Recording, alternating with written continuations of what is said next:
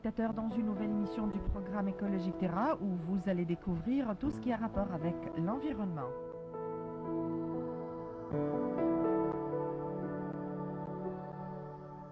Vous êtes invité à suivre un rapport sur la Colombie et sa crise dans la production de café.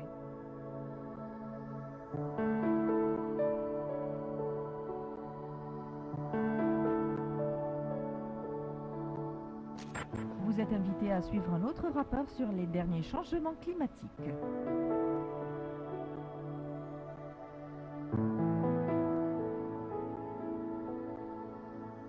Vous allez suivre un autre rapport sur le revenu économique du projet basé sur la paille du riz et c'est le sujet principal de cette émission.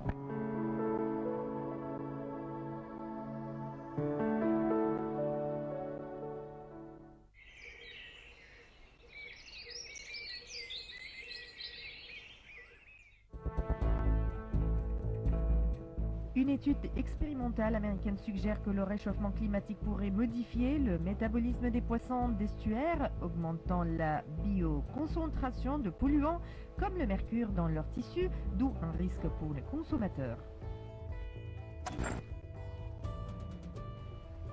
Selon une nouvelle étude australienne, le koala australien pourrait disparaître prochainement victime de réchauffement climatique. Les auteurs de l'étude appellent à réagir en urgence pour planter des arbres qui protègent de la canicule et les eucalyptus afin qu'ils puissent se nourrir. GDF Suez a fait appel d'une décision de justice obligeant sa filiale, la compagnie du vent, à démontrer et à démonter une dizaine d'éoliennes attaquées par les propriétaires d'un château du XVIIe siècle. Le tribunal de grande instance de Montpellier, où se situe le siège de la compagnie du vent, avait reconnu en septembre le bruit et la pollution visuelle des anciens riverains.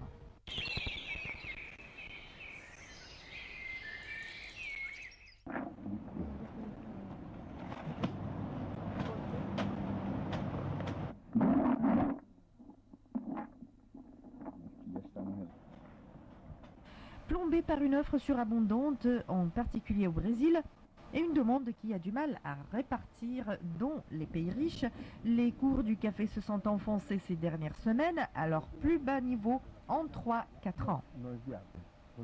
Le Robusta a touché un nouveau plus bas à 1656 $ la tonne. L'Arabica échangé à New York a lui atteint son plus bas depuis 4 ans et depuis la semaine dernière à 111,10 cents la livre. Le Brésil, premier exportateur mondial de café avec 25% des exportations mondiales en 2012, attend en effet cette année sa plus importante récolte pour une année creuse de son cycle biennal de culture caféière. Il devrait avoir récolté 47,54 millions de sacs de 60 kg contre 50,83 millions en 2012, qui était une année faste, alors qu'habituellement la différence entre une année faste et une année creuse est plutôt de l'ordre de 5 millions de sacs. Au-delà du Brésil, la récolte s'annonce également pléthorique en Colombie, quatrième exportateur mondial. Sur les 8 premiers mois de l'année, 6,7 millions de sacs de 60 kg ont été récoltés dans ce pays, soit 38% de plus que la même période en 2012. Selon la Fédération nationale des producteurs de café de Colombie, qui estime que l'objectif d'une récolte de 10 millions de sacs pourrait être atteint, voire dépassé. Ainsi, malgré la rouille qui affecte durement les récoltes de café des pays d'Amérique centrale, le marché souffre d'un excédent d'offres pour la 4e année consécutive.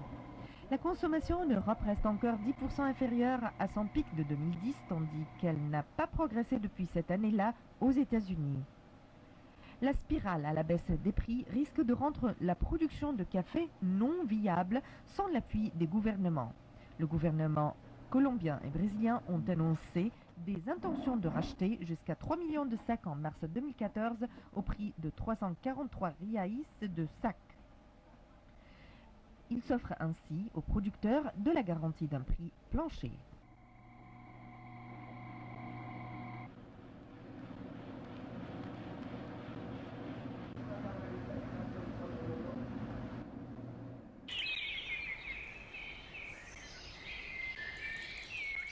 Une équipe de chercheurs sud-africains a pour la première fois identifié les restes du comète qui a explosé au-dessus de l'Égypte en entrant dans l'atmosphère il y a 28 millions d'années, a indiqué mardi dernier l'université du Witwatersrand à Johannesburg. Détruisant toute forme de vie autour de l'impact, l'explosion a chauffé le sable jusqu'à une température de 2000 degrés centigrades, provoquant la formation d'une quantité impressionnante de verre de silice jaune dispersés sur 6000 km² dans le Sahara. La pièce centrale d'une broche du pharaon Toutankhamon représentant un scarabée a été façonnée à partir de ce verre, selon Witt. En étudiant un mystérieux petit caillou noir trouvé en 1996 par un géologue égyptien à l'intérieur d'un morceau du verre du silice, l'équipe de chercheurs est convaincue d'avoir mis en évidence le premier exemplaire connu des noyaux de comètes et pas simplement un type inhabituel de météorite.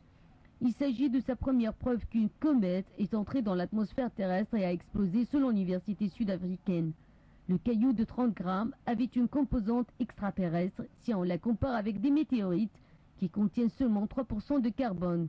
Cette chose contient 65% de carbone, a expliqué le professeur Jean Kramers du département de géologie de l'université de Johannesburg.